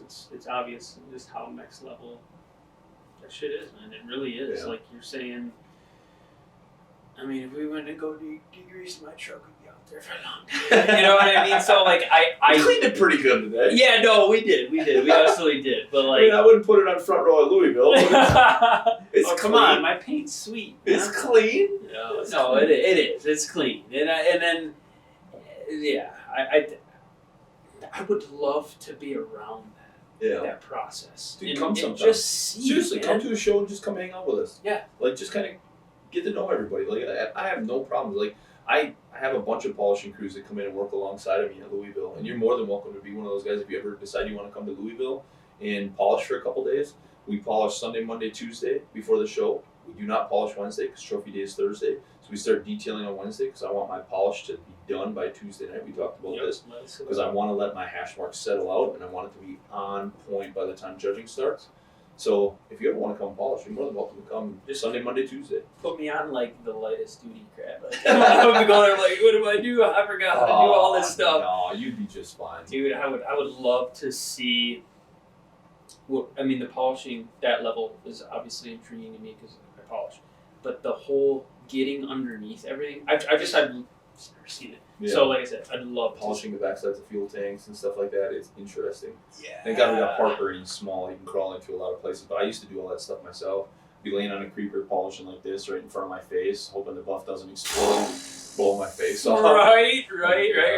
There was a lot of stupid years in there, but we did a lot of that stuff. Yeah. But honestly, I'm really surprised that you weren't nervous doing his truck, knowing how many people know his truck. Dude, well, I know Jimmy really well, so I know the That type helps. of person he is, man. And That he's like, he will roll into a show with bugs on his truck. Yeah. Now, I mean, well, He's a worker. He's a worker. Like he's gonna show up, and you know he'll polish his, you know, and wipe his truck down. He'll get it washed, but yeah.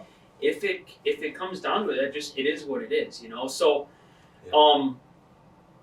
I mean, and he watched me there, like, the first day. He's like, oh, okay, like, you do know what you're doing. You're like, Yeah. you know, damn. And then He was nervous. I legitimately think he was. And, I mean, was I about to put a buff on his Mercury Sleeper? Absolutely not. Yeah. And you know how many that's- guys I know have tried that and were like, oh, yeah, no, I know how to polish. I can do everything.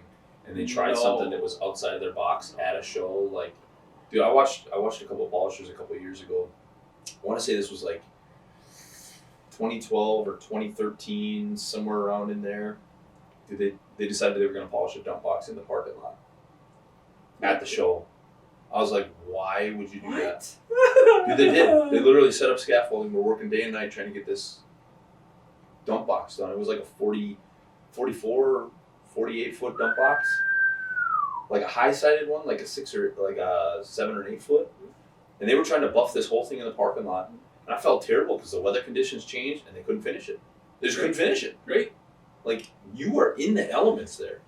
I mean, I just think, I mean, just if they're going to try to polish through the night or into the night, it's like, well, I don't know what the weather was like there, but now you're getting colder, and it's like, Oh yeah, even what? the dew and the humidity and the moisture at night, like all that stuff plays a huge factor for sure. Yep. Everything changes. Yep. Everything changes. No, but I mean, I have been nervous polishing people's stuff, and like, honestly, the 1A model that Vic guy has, if it wasn't for me getting my nerves out, just driving it home, and he just dropped it off, Yeah. then I would probably be like, Yeah. okay. And You just drove his baby. I drove his baby, right? Exactly, and I'm like, this is Definitely breaks the ice a little more. It does, yeah. So I get it home, and it's like, yeah, I grip it in. Do the little deal on Make it happen. Yeah, make it happen. Yeah. So what's the thing that you've polished so far? And like I said, now it really still just blows my mind. You're only a year in. Yeah. But like, what's the one thing you've polished that like you kind of got burnt on? Whether it was you lost money on the deal, Yep. or like what were you doing that put you in that situation? Like what's the story? Okay, yeah. So while I polished on the weekends and I trucked during the week, especially this last year where I was fortunate enough to stay local in Salt Lake City trucking, almost like a job. 8 to, well, not, I'd be up at 4:30 and be home by 3:30, whatever. Sure. And then on the weekends I'd do the deal, or I'd have trucks over during the week and I'd do it. Well, I pulled up to a shipper one day. I was actually on my way out to the Big Iron Classic. I was getting loaded in Ogden, and this guy seen my truck when I pulled in, and that was kind of a highlight too, because I mean, this guy just walked out and said, "Who polished your truck?" And I said, "I did." And he goes, "Well, do you polish other people's stuff?" And I said, "Yeah, I do. Why? What's up?" And he points to 12 trucks along the fence, and I'm like, "Okay, And I was like, and then it was like, here's my number. Call me when you get back." 2 weeks go by, I come back, and I'm like, okay, well, if I tackle this stuff, and I went and looked at it, and I'm like, so it was an hour away from my house. Yep. Hour each way. Yep. So I'm commuting into Ogden. I look at it. I'm like, how am I going to do this in a timely manner? So I call up my cousin. He's like 21, he's 21 at the time. I'm like, I'm going to bring him out, and I'm going to get him going on this deal with me. So I'm starting looking at their stuff, and they were 1.1 million, 1.2, 3 million mile trucks that have never seen anything other than acid. Just white, dry. Dude, the porous, or like the coarsest, you know what I mean? Like this, when you wipe that type of aluminum, you know exactly what I'm talking about. Been there, and I told him, I said, this is a lot of work here, I was like, but I can do it. I was like, oh yeah, I'll make it work, and my side of like, let's make this fucking pig look not like a pig, So and that excitement of making something that doesn't look good. So I'm like, yeah, I'll do it. I go into it, and Kenworth tanks, 155 gallon tanks. Yep. 6 wheels, steps, everything needed to be sanded. Oof. Literally. I don't sand diamond plate. Dude, I don't. Well, that was a learning experience. Yeah. I busted out the satin wheel, and it helped. It helped. Yeah, you can, and it helps, but it's not great, and it's not the amount of time you're putting into it versus the time what you're going to charge for it. Never always. 100%. So aside from the wheels, I'm sanding 6,000 RPM with the dude. I'm like, I'm just blowing through this. I'm hogging, man, and I wasn't like. Back to like we were talking about, like, how much can you really sand a wheel? Like that came into my mind. And the gentleman that I was doing it for, I mean, he said it, and he had a good idea of taking one of the inner aluminum duals out of one of the trailers and just putting them on the outside. And I'm like, dude, yeah. And he's like, well, let's just do the first one like this. I'm like, okay. Told the mechanic there, and their mechanic was willing to work with me on taking some of the fuel tank steps off and stuff like that, which was sweet because that always helps. The 100%. So he didn't just take the steps off the bracket, he did the bracket off. He took, not only did he take the steps off, but he took the straps off from the bracket. So they're just dangling there. Oh. The straps are right there. I'm like, what the? Now, now I got these, so I'm taping those out of the way, doing them. Oh, that's and brutal. like I was telling you, the one tank just was leaking by the end of it. And then after the first day, he didn't want me polishing in the shop no more. And I'm like, oh man, and I did 2 other, and then the first truck was what it was. I mean, it turned out good. It was shiny. It was a learning experience. And then the next truck I did for him was a 379 that was fresh out of paint. Yep. And same deal. Yes, it needed everything: grill, buckets, 379 headlight buckets, steps. Didn't do a visor, but everything needed to be sanded. And at that point, I was like, I was well aware to an extent the work ethic that I needed to put into to get it done. Yeah. And then with tasking my cousin what to do as well, and trying to keep him on course and watching him while I'm trying to get the bulk of this stuff done. That's always a struggle. It is, man. And I did a big, huge learning experience. Don't take anything negative out of it for me. But, I definitely didn't make money because I was taking step boxes home to set up on because I couldn't work in the shop no more. Yeah. And I mean, the first couple like I did on there, just set it on the back wheel on the drive and it worked. But right. Yep. I was like, I'm after hours now where I'm leaving when they're wanting to close the gate. Yeah. And I'm taking it home for a weekend and still going in on the steps because I don't want to deliver a shitty product. Yeah. They've been in the game a long time. Yeah. Their trucks are cool, but I lost my ass on it. Yeah. I really did. And I'll just take it as a learning experience. It was a learning experience for my cousin. It was Yeah, my cousin made money. He made money. So I always eat it on my end too. Like, Yeah. listen, my guys will always eat. I'll never not give my guys a paycheck, but at the same time, there's been a lot of times in my career where I ate crow. And it was like, dude, I really thought I was going to be able to make some money on this deal. Sure. I came in, did 10, 12 trucks, and we just ate. Like, I ask everybody for close-up pictures. If I can go and look at it and estimate it, look at everything piece by piece and kind of judge what I'm doing. And luckily, I'm 24 years in now. I have a very good judge of walking up and looking at something and going, this is going to need 180 grit versus that can just use some 600 and I can bust it out. Okay. And I can still make some decent money. Okay. But yeah, it makes a huge difference once you get that. You get a few hundred trucks underneath your belt, you're going to guess it a little closer. Right. Yeah, just being able to do that, like, hell, I'm excited for that day. Just go, yeah, a little 400, 600. No, we're going to take that down. They just get taken down. Yeah. So being able to see that threshold for shit, that'll be sweet. So even though you're only 1 year in, sure. If you had to talk to somebody that was just starting polishing right now, a brand new beginner, somebody that's just getting started, what's one of the best pieces of advice you've learned in this last year that you would give to them to give them a head start? The best piece of advice, if they're telling me, how do I do this? How do I pick the grinder up? Pick the grinder up. Personally, I'm like, dude, you got to get comfortable with that grinder in your hand. Now, I might say, hey, you're going to have to I might just tell them to do what I did and go watch some YouTube videos and look at the hand movements and how people are holding stuff. But literally, like I was telling you earlier, when I learned how to get the bottom of the tanks, I would just feather it. Yeah. Like, I got to get used to holding that. So I think just get used to holding whatever RPM you choose to hold. Right. Get 100%. used to holding that. Acclimate yourself to your tool. Yep.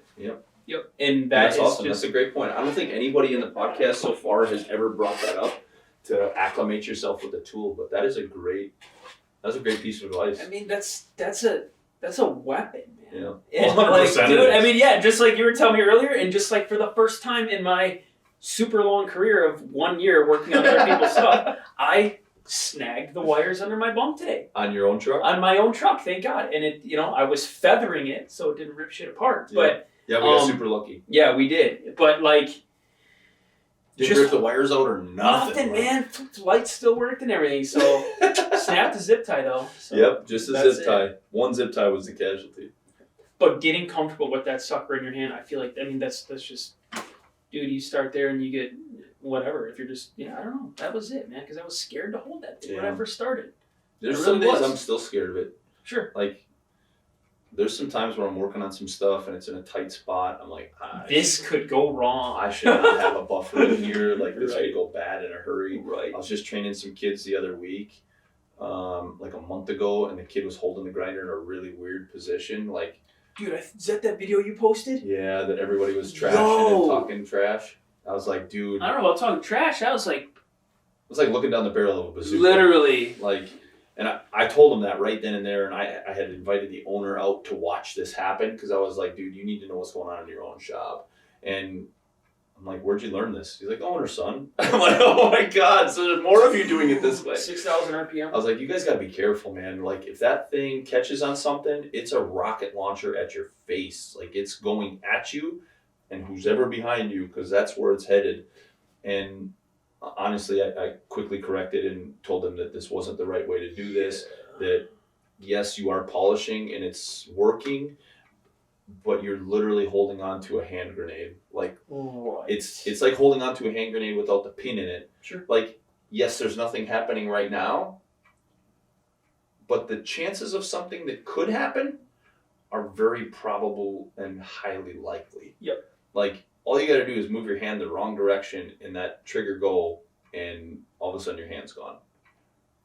That grenade goes off. Like, that grinder doesn't care if you have a wife or kids or a family at home. Like, that grinder doesn't know anything. It's an inanimate object. You have to take control of that thing to make sure that you don't kill yourself, because it doesn't care. It'll kill you and not have any remorse. somebody else will pick that grinder up and they can kill themselves with it again, and that grinder doesn't care.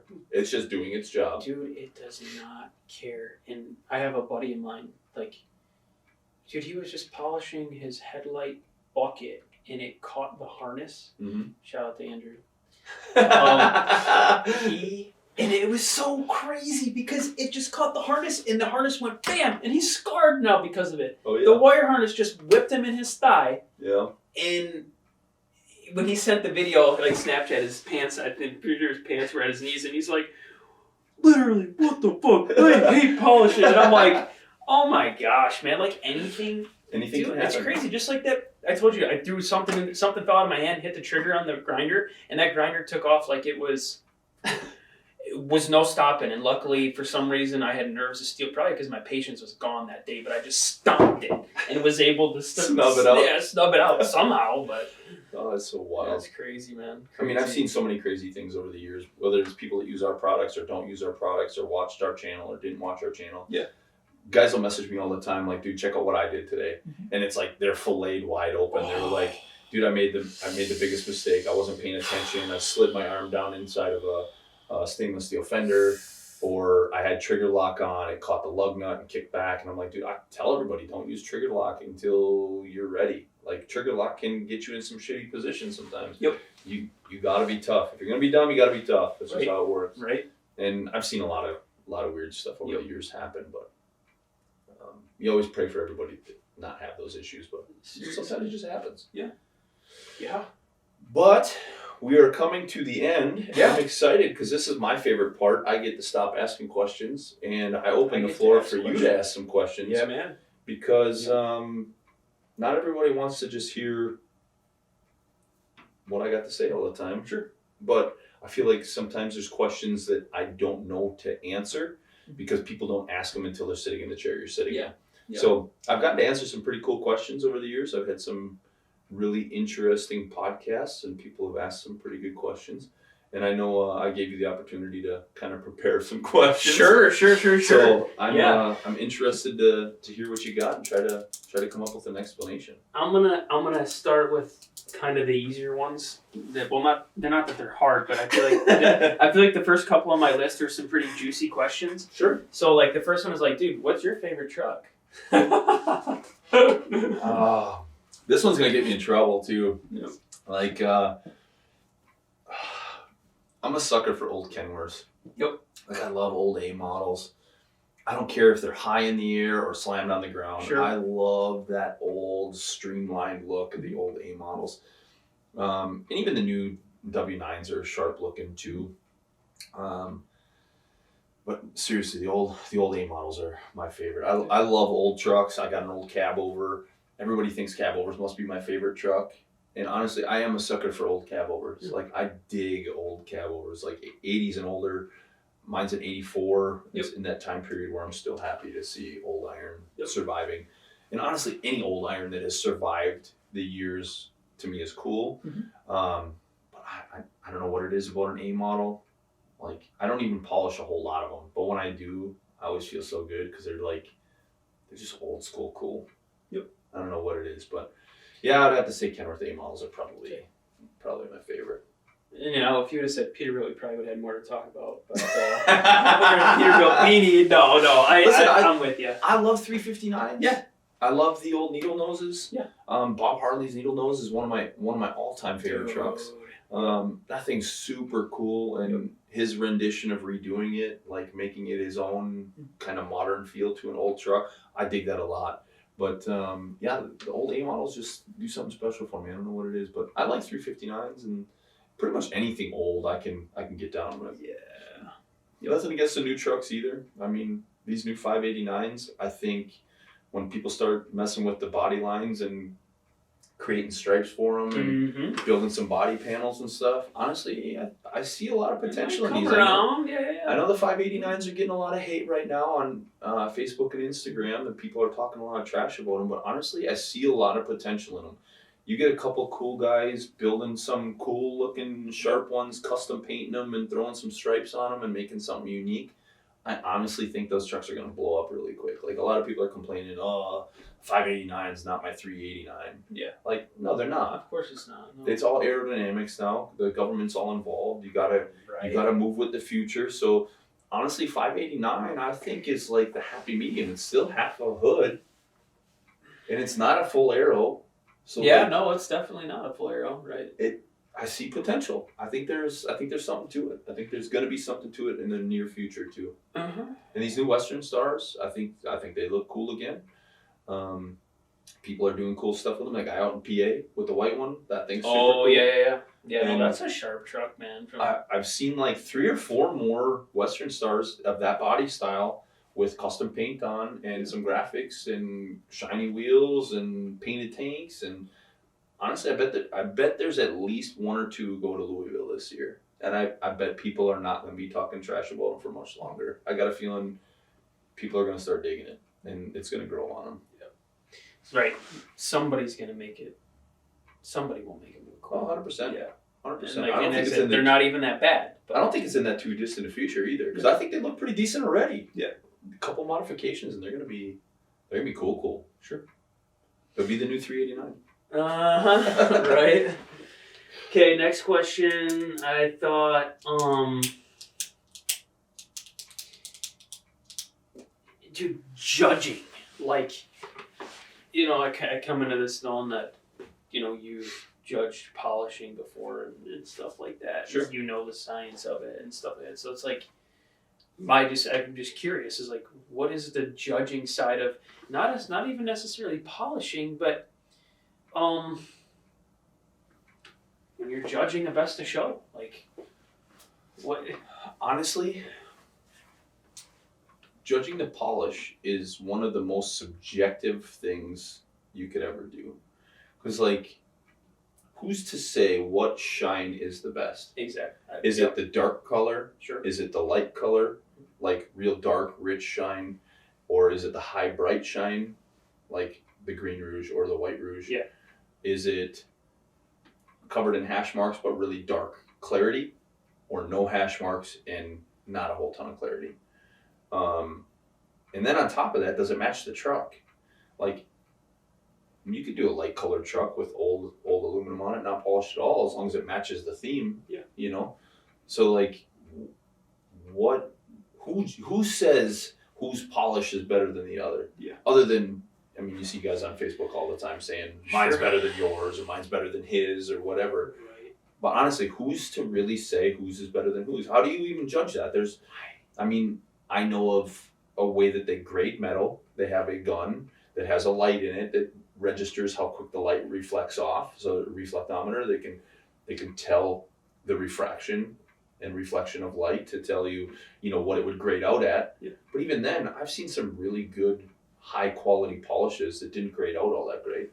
And I've seen some really low grade polishes that graded out really well just because the light reflected better. Sure. So it's like, even if you graded it based on the reflectometer, right? It doesn't always match what we see. Sure. So how would you even properly judge that? As far as the shows go, judging on everything is subjective. It's that judge's personal flavor for that day. That judge may just like a red truck. That judge may like a blue truck. Hell, that judge might like a green truck. And just because you like green trucks more may mean you give the green trucks a little bit of a break. I've seen some of the craziest things over the years, and people are always like, oh, the judging's unfair. Try judging sometime. Sure. It is a whole nother ball game when you have to compare this truck to that truck to that truck. In like truck, but like when you're judging, like, yes, you're judging as a whole unit. You're looking at the tractor and the trailer. Yep. I'm assuming. Obviously. Yeah, depending on what class they're in. Yeah, sure. Some are just tractor, some are tractor trailer. Yeah. Okay. In, like you're saying, like flavor, like, it's a whole nother world that I don't know anything about, and it really gets me curious because, like, I know what I like to see on a wagon. Yeah. I know what I like to see on a truck type of deal. Yeah. And I can appreciate it because I tinker with my own stuff, but it just throws my mind for a loop. That's what I can ask you. And How now- long judging thing is, you know? And now social media has changed everything because those same trucks that you wanted to see, you've already seen.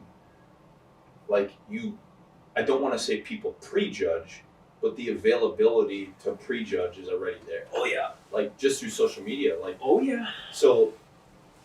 Now, let's just say, for example, how do you feel about somebody dropping a truck off somewhere and just getting it built and having no part in it versus you built every part of that? So now you've watched these people on Instagram building these trucks or Facebook, and you've watched them building the truck, and like this guy just dropped it off at the owner and dropped $750,000, or this guy was there every day helping the painter wet sand, or building the parts, cutting the brackets, doing all that stuff. Sure. Like, as a judge, how does your mentality feel about knowing that guy just bought and paid for that truck and he had nothing to do with it? Like, I've seen a lot of guys that like hold stuff against guys because they're like, he didn't build that, he bought that. It's that built not bought mentality, right? And that's cool. Like, everybody's got their own thing, but I'm not a mechanic. Right. Like, I did as much as I could on my cab over. Sure. I'm not a painter. Right. Thank God for Woods because my paint looks good. Yeah. But if it weren't for him, and I had to paint it myself, it would look like trash. And some people are probably going to frown on that because I didn't paint it myself. But at the same time, I don't care. I'm not a painter. I'm not going to pretend to be a painter. I'm a polisher. I'm barely that some days. Okay. Yeah. But seriously, like, on the total serious side, like, there's so many factors, and to say that every judge is unbiased is very difficult. And I've seen a lot of shows over the years hire in Corvette clubs or Harley clubs because they're automobile aficionados, Yeah. but they don't know anything about a truck. So now you have to educate them on trucks, and even if you educate them on trucks and you explain like painted motors are custom, you're biasing it as you're teaching them how to judge it. Does that make sense? Oh yeah. So, yeah, like, absolutely. I get what you're saying for sure. So like, I don't feel like everybody always says there's politics involved in shows. There's politics involved. There's other politics involved. Of course there's politics involved. There's politics in everything we do in life. Literally. Like, you are going to have some kind of bias about something. You may just not like the color blue because you were down in dumps that day. Yep. Bye. That blue truck that blue truck doesn't win anything. Right. Or you give it second place or third place, whatever.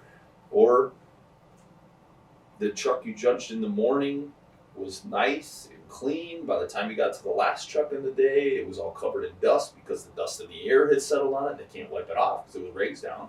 So it's like, how do you judge the first truck and the last truck the same? You go back and you rejudge those first trucks.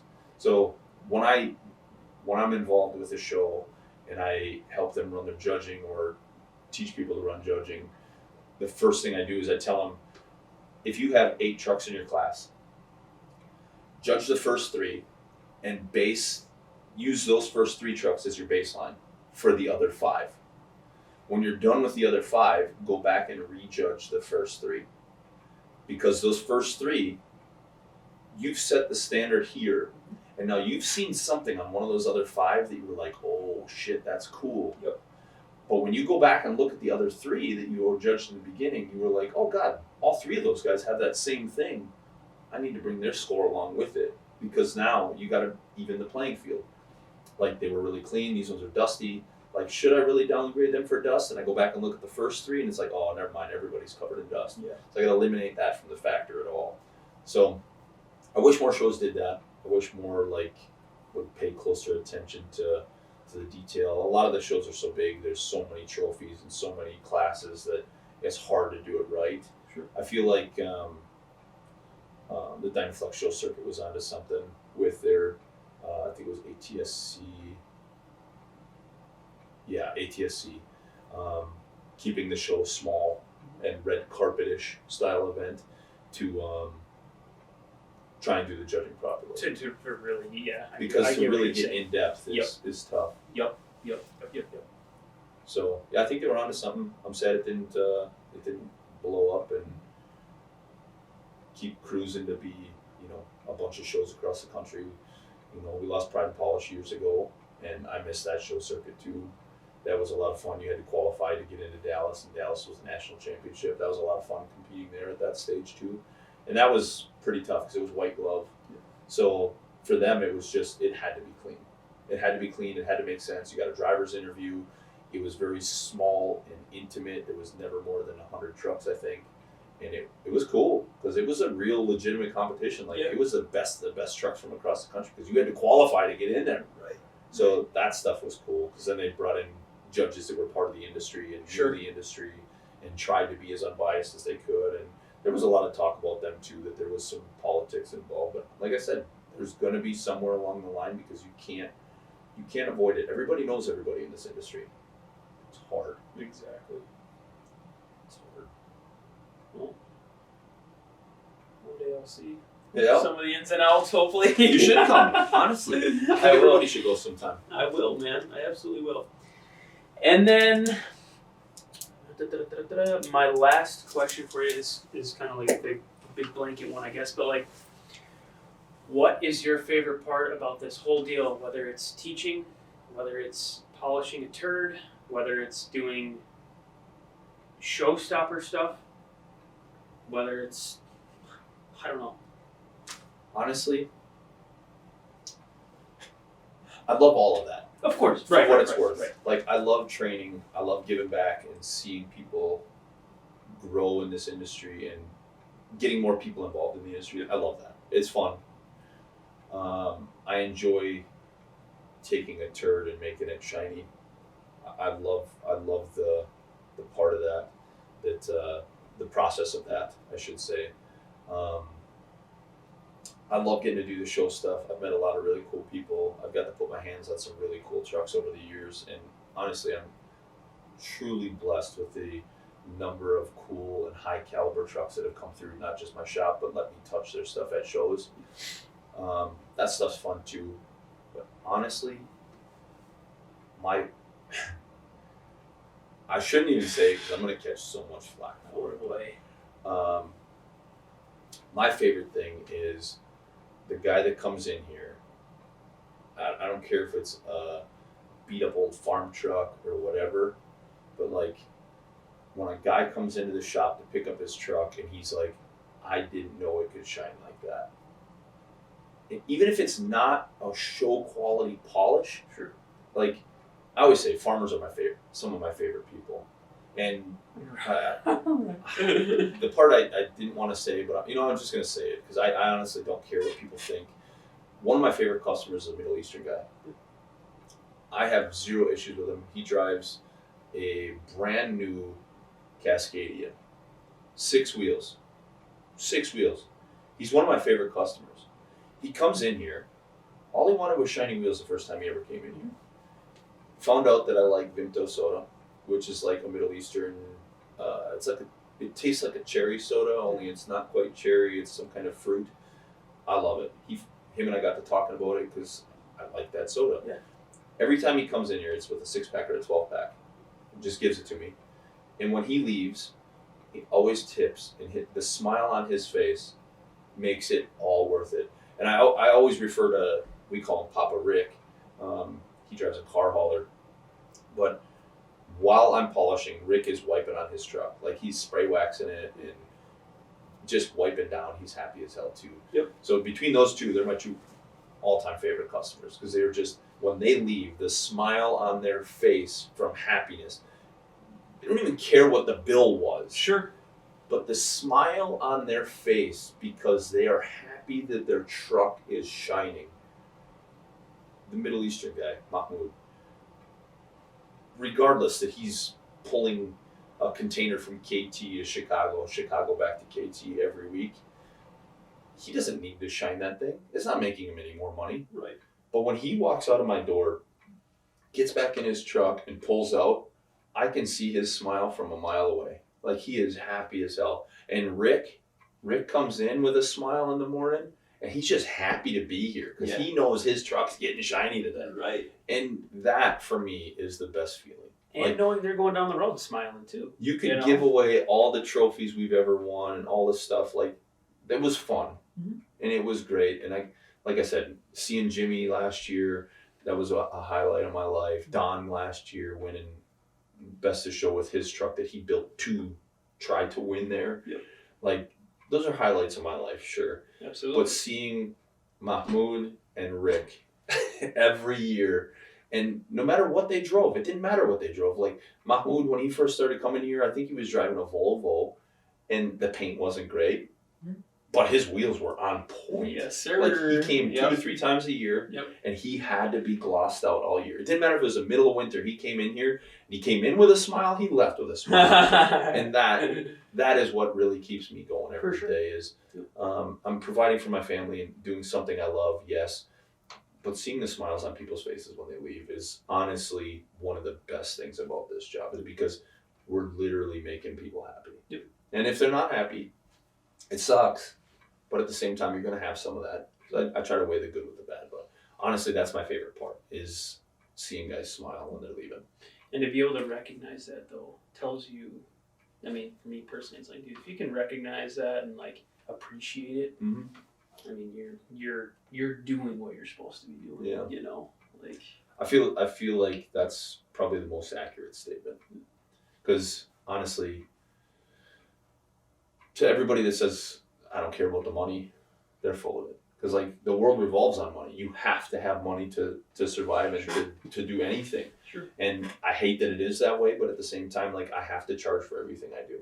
I can't do stuff for free. I have 2 beautiful little girls at home. I got a wife at home that, you know, everything revolves around being able to pay bills and give them a better life than I had, you know. And I had a good life, but I want to be able to give them better. Sure. So to be able to make people smile and get paid for it, that's what it's all about. Like, I'm literally doing what I love every day. some of the days. There's some days, man. But I feel like no matter what industry you're in. Oh yeah, no, that's what I'm saying. Sooner Like or trucking later- for me, it's polishing for you. Sooner or later, you're gonna have a bad day, and it's Oh gonna suck. God, yeah. But at the end of the day, as long as it's more good days than bad days, and even then, Keenan, I'm sure will listen to this at some point in time, but when he was working here, he always rammed home, there's no bad days. There's bad moments, and they're only bad days if you allow that moment to wear on you for the entire day. Sure. So live in that moment, let that moment wear on you for a second, and get rid of it. And don't let it become bad days. And I tattooed it right on my arm so that I would have to look at it every day. When I started having a crappy day, I would sit and stare at my arm for a second. I'm like, no bad days. I gotta get over this. I gotta get through it, and I gotta move on. Sure. Because I don't want it to wear on me when I go home. I don't want it to wear on me while I'm here at work, because something can go wrong so fast. And yeah, just don't let stuff be bad days, and take the good with the bad. And no matter what industry you're in, you're gonna have shit somewhere. Absolutely. Shit sandwiches for everywhere. Shit sandwiches everywhere, even if it's once a week. Yeah, right. Yeah, sometimes it's 3-4 times a day. Yeah, This you is what never it know. is. Yeah, right. But dude, I really appreciate having you on. I'm glad you decided to do this with me today. Dude, I'm stoked to be out here. Like the process of me getting out here, the people that I've made through the only not that long that I've been in this, and my friends, and they know who they are, that just are into the same stuff that I'm into, and the fact that I got out here and I it probably sounds kind of weird, but like I knew one day I was gonna be here, not in this chair doing a podcast with you, but I knew one day I'm gonna go to that shop and I'm gonna polish. That's awesome. Whether it's I was already super good or super bad, I'm going there, and I was like.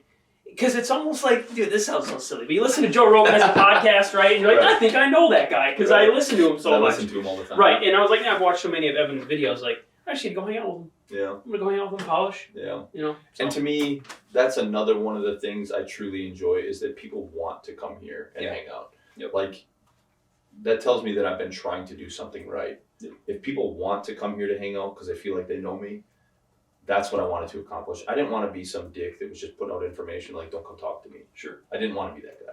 I wanted people to come up. And there's times where I'm like, dude, just let me alone for a minute. Oh, like, yeah. I need a break. Yeah. Like, I need a break. But at the same time, like, that's what I was shooting for. So the fact that you wanted to, that makes me proud. Yeah, and the fact that your cell phone number is freaking... everywhere. Like, to just call here and it's like, oh, okay, no, I'm not dealing with, like, a receptionist or, anybody like that. It's like, hello. I'm like, oh, it's Evan. What's up, man? Hey, can I come train? Yep. But Yep. no, I'm happy to be here, man. I'm stoked you wanted to do this. Or you send in an email and ask us to call you up. Or that. Yeah. Is that what I did? Yeah. Did I do that? Yeah, you sent me an email and What did I say? And said call me about ordering some product. And No, I think I couldn't get a hold of somebody or something was going on. yeah, you sent me No, an I email. definitely wasn't like, hey, call me. Here's my number. I swear I had a reason for that. I wasn't being silly. Like, I don't think I was trying to. I think it was when we were having issues with our phone. We were switching from a web-based service to a landline. Yeah. Because we were trying to focus more of our product sales directly to my sister and Sure. the office instead of all of it to my cell phone and then me having to give out her cell phone number. Sure. And I think we were in that transition period. And when you and Ellen were talking about it yesterday, I was like, I gotta look this up. And sure enough, it was an email. And it was like, hey, I was looking to order some product. Can you have somebody from the product call me? Oh, okay. And that was when Ellen called. Oh gosh, dude, I would get so many solicitors. We all do. She called, and I'm from Michigan. I got a Michigan area code, so I get these solicitors, and it'll come up as whatever MI, and I seen whatever, and I thought it was MI, but it was WI, Wisconsin. So, and I'm driving at the time, and I had gotten one just before she called me, where it was like, da-da-da, I'm like, ugh, boom, slammed it down. So I looked down again, I'm like, no way. So, excuse my language, but I just like, blow it out of your ass, and click, and I hung up. And I was like, wait a second, 9 whatever area code, that was Wisconsin. I remember Ellen coming up on me. She's like, did you set me up with somebody? Oh gosh. Like, was that a prank? Like, what was that? I'm like, no, I got the email. I need you to call the guy. He wants to put an order in. Because we were having issues. I think we were having issues with the website too Okay. at the time. Okay. And she's like, dude, I called him and he told me to blow it on my ass. Oh my god. I was like, dude, that's awesome. Dude. That's awesome. And honestly, I had no idea it was you until you guys were talking about it yesterday. Oh my god. I was like, hey, I'm going, and then I obviously ended up talking to him about it, and because I called back and I'm like, hey, I apologize or whatever. And at the end of it, I was like, I'm gonna end up meeting you at some point. Like, I'm gonna come out there. I'll talk to you about some training. Oh, and my sister loves cracking people up. She loves cracking jokes with people too. So, like, the chance that she got to just rip up with you for a little bit, like, oh, she eats that stuff alive. She loves it. So funny, man. So funny. Oh, that's great.